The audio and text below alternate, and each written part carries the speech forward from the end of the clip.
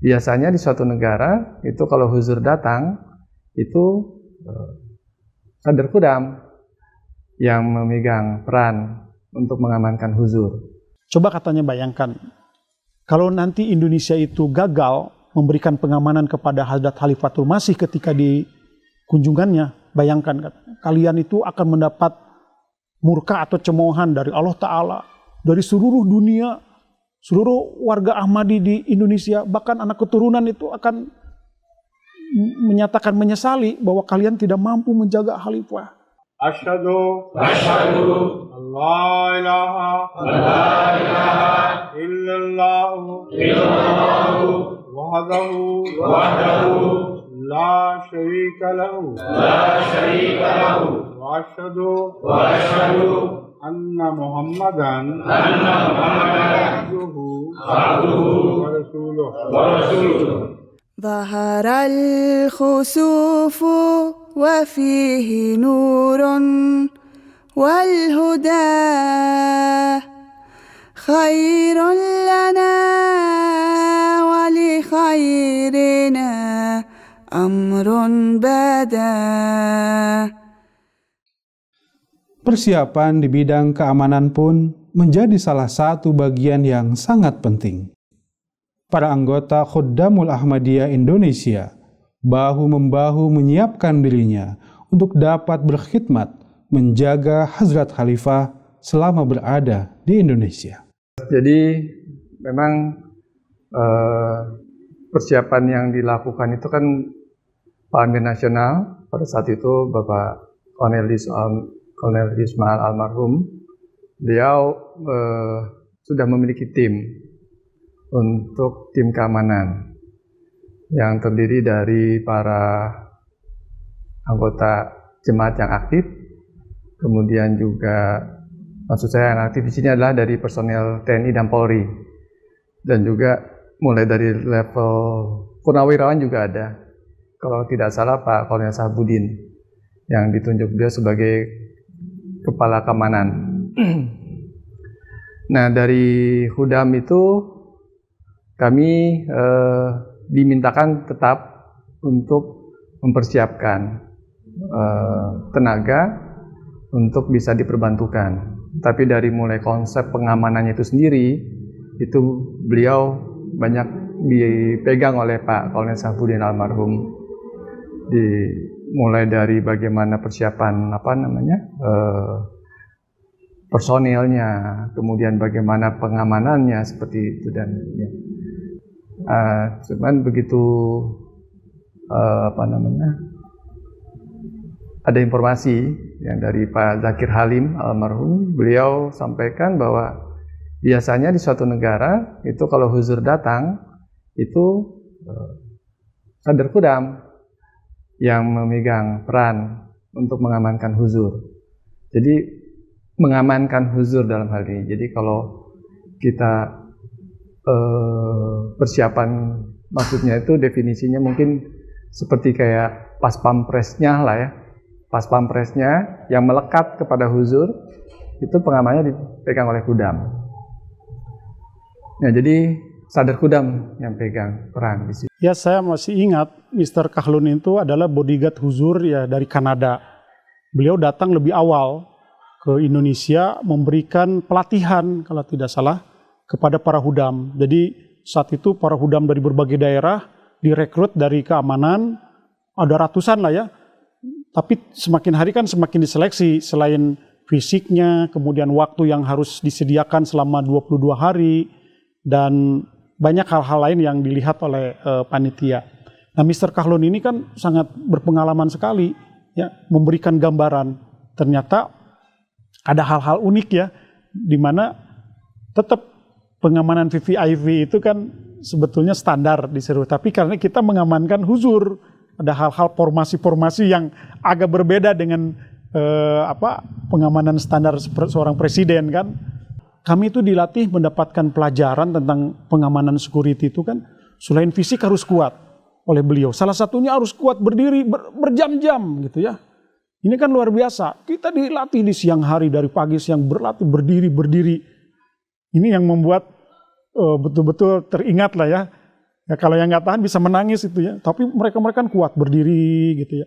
Nah beliau melatihkan formasi pengamanan VVIP huzur, kanan kiri ada yang di depan. Itu selalu dilatih tiap hari. Bagaimana mengamankan, bahkan dari segi pakaian. Nah pakaian ini kan kita diajarkan kenapa harus pakai jas ya, penampilan. Sehingga seperti security yang sangat profesional gitu ya. Berarti kan kalau sudah pakai jas berarti di dalam dadanya itu bisa saja banyak perlengkapan keamanan gitu ya, tidak polos. Nah ini, dan tentu beliau sangat berjasa ya, karena Mayor Mahmud itu kan datangnya sudah mendekat. Kalau beliau ini sudah jauh-jauh hari. Kalau tidak ada beliau kelihatannya kami juga sulit.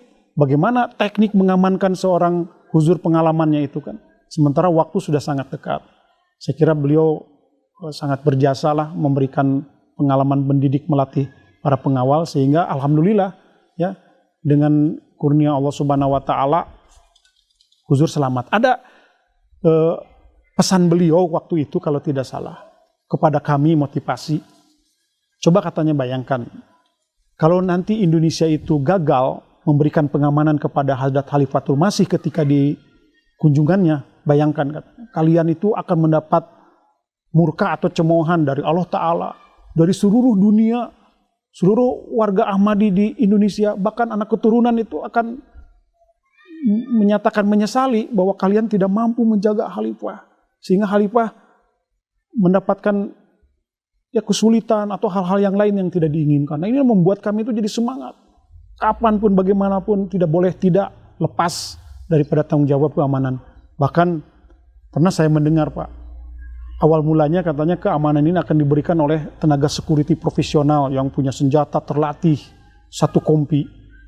Namun ketika Mayor Mahmud datang, wah ini lebih baik dijaga oleh Hudam. Karena Hudam siap mati, siap menjaga huzur. Dan pada waktu itu juga komandan itu adalah langsung ditunjuk Pak Sadar Hudam, Pak Abdul Muksid. Ya secara kemampuan pengamanan kan mungkin tidak ada pengalaman. Tapi beliau menjadi komando tertinggi dalam keamanan. Bahkan semua kendali pada waktu itu ada di beliau.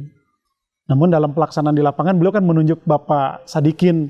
Ya, beliau mantan itu juga ya, orang kepolisian lah. Dan beliau pun sudah wafat ya kalau tidak salah. Mudah-mudahan Allah mengampuni beliau. Beliau yang melakukan koordinasi di berbagai macam lini, di ring 1, ring 2, ring 3. Awal-awal sih memang kita ini ya, agak bisa nggak sih kita terkumpul sekian orang. Beliau bilang, udah jangan khawatir, berdoa saja terus, kata Mr. Lone. Berdoa saja bahwa ntar Allah Ta'ala pasti akan kasih. Dan memang benar, banyak yang antusias untuk datang, untuk saya ingin berkhidmat gitu. Ada juga yang datang melalui anggota bapak kita yang itu, Pak bisa nggak ini? Oh silakan masuk aja. Nah, kebetulan kan kita punya standarnya tetap standarnya Polri. Kita juga punya yang sudah memang waktu itu ada Pak Sodikin, kemudian secara mental beliau yang melatih, dan juga ada Pak Mulyadi dan juga ikut melatih. Terus kemudian Pak Nur itu juga beliau ikut melatih juga, mendampingi kita lah. Jadi kalau dari segi pelatihan fisik itu kita menggunakan anggota TNI dan Polri yang mulai dari baris berbaris, kemudian fisik lari-lari itu bisa kita lakukan setiap Jumat Sabtu Minggu. Tapi kalau untuk manuver-manuvernya itu pada sebulan terakhir lah. Itu beliau baru kasih tahu ini seperti ini cara pengamanannya. Nah, di situ beliau paling sering mengatakan you have to be alert. Harus waspada. Kamu matanya jangan lihat ke huzur. Pokoknya kamu mata harus lihat kepada mana. Kalau kamu misalnya jaga di sini ya, kamu lihat di situ. Kemudian yang sebelahnya kamu jaga lihat ke arah sini. Jadi semua tercover, dia bilang gitu. Jadi pelajaran-pelajaran seperti itu yang. Terus bagaimana nanti kalau misalnya, kadang kita kan tidak menggunakan senjata dan tidak diperbolehkan menggunakan senjata entah itu tajam ataupun api. Nah jadi dia bilang apa tamengnya kita? Ya tubuh kalian.